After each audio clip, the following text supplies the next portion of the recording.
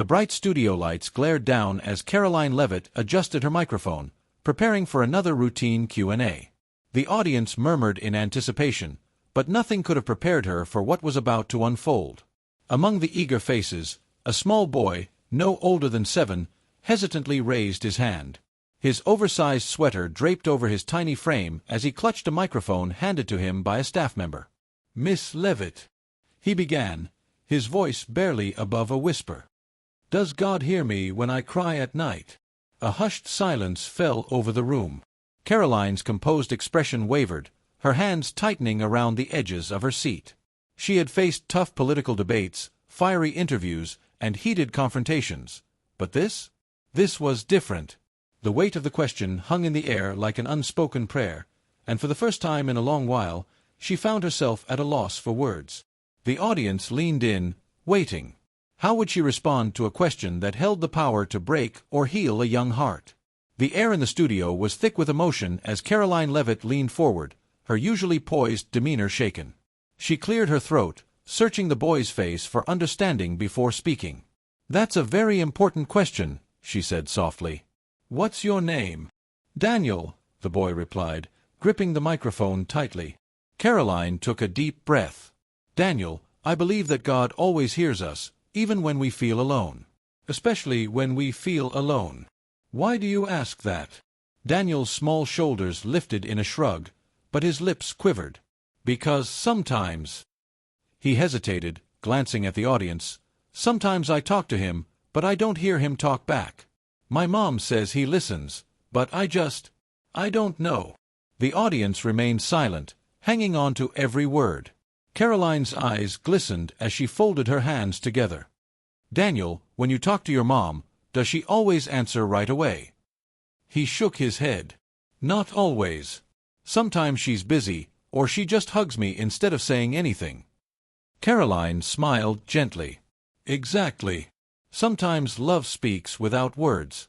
Sometimes the comfort we feel, the unexpected kindness we receive, or the courage to face another day, that's God speaking back to us.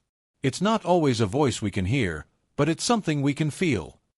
Daniel's brows furrowed as he processed her words. "So, he answers in different ways?" "Yes," she nodded. "Maybe through a warm hug when you need it most, or a song on the radio that seems meant just for you. Maybe through the strength inside you, even when you don't know where it comes from." A single tear slid down Daniel's cheek, and Karoline instinctively reached out, gently squeezing his hand. "You are never alone, Daniel. I promise."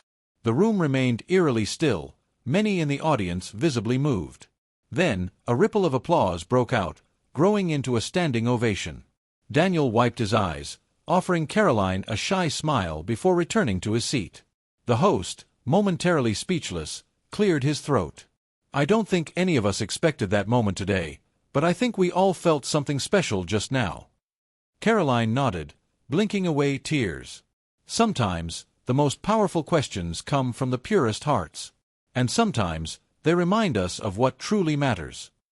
The cameras zoomed in on her face, capturing the raw emotion as the show cut to a commercial break. But in that moment, Karoline wasn't thinking about ratings or politics. She was thinking about a little boy who just wanted to know if God was listening.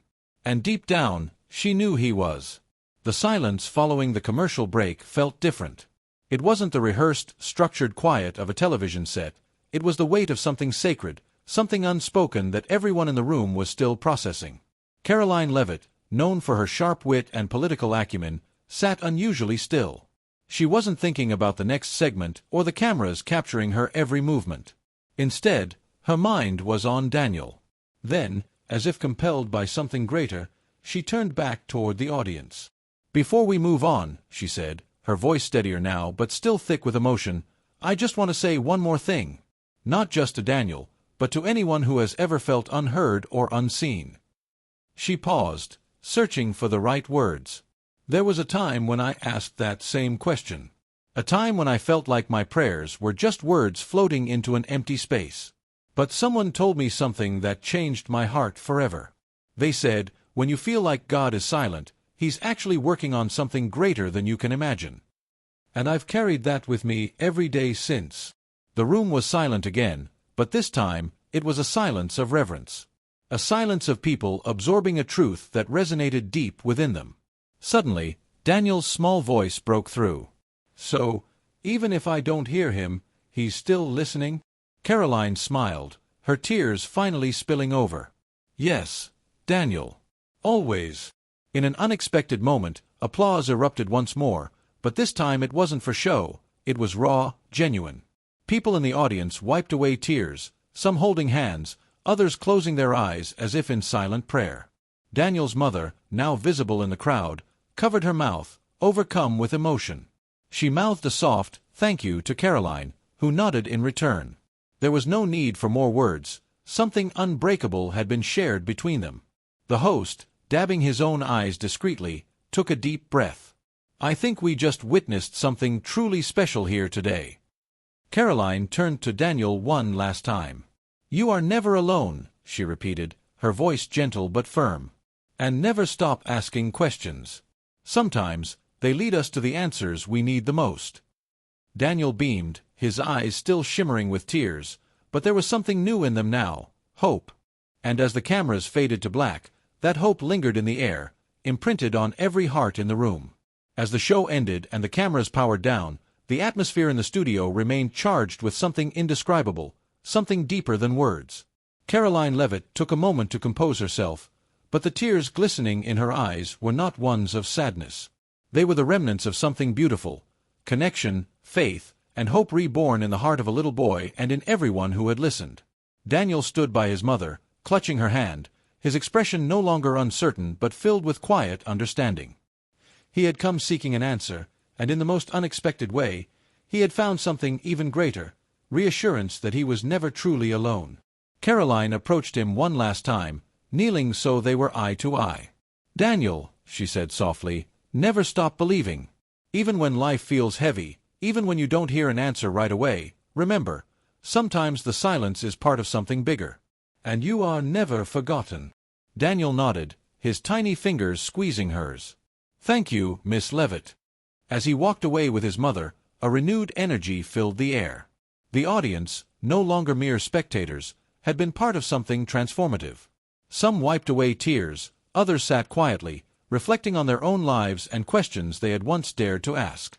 Karoline turned back to the crowd and, with a steady voice, left them with one final thought. If today reminded us of anything, it's that we all long to be heard. We all seek meaning. So be the voice of kindness in someone's silence. Be the hand that reassures, the presence that reminds others they are not alone. That is how we change the world, one moment, one question, one act of love at a time. The applause that followed was not just for her, but for the truth in those words. People left that studio not just as viewers of a show, but as individuals awakened to the power of faith, compassion, and the strength of a simple question. And as Karoline walked off stage, she knew that today had not been just another interview, it had been a moment that mattered. A moment that would stay with her forever.